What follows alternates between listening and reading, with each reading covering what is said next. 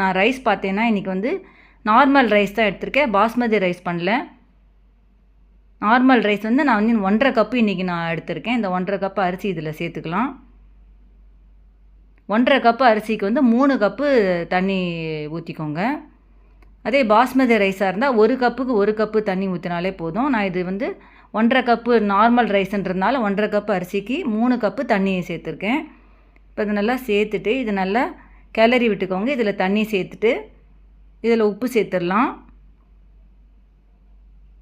உப்பு சேர்த்துட்டு அப்போ இதை நல்லா கிளறி விட்டுடலாம். தண்ணி ஊற்றிட்டு உப்பு முதலையே சேர்த்தா நமக்கு சாதம் போடும் போது நமக்கு வந்து அது கலராமல் இருக்கும். அதனால தான் நான் வந்து அப்புறமா உப்பு சேர்க்குறேன். உப்பு எப்படி வேணால் நம்ம சேர்த்துக்கலாம், நம்ம இஷ்டம்தான். இப்போ இதை நல்லா கிளறி விட்டுருங்க அதில் உப்பு போட்டு. இப்போ இது நல்லா மூடி போட்டு வெயிட் போட்டு இது ஒரு 3லே 4 விசில் வந்தால் போதும். இப்போ இதை நல்லா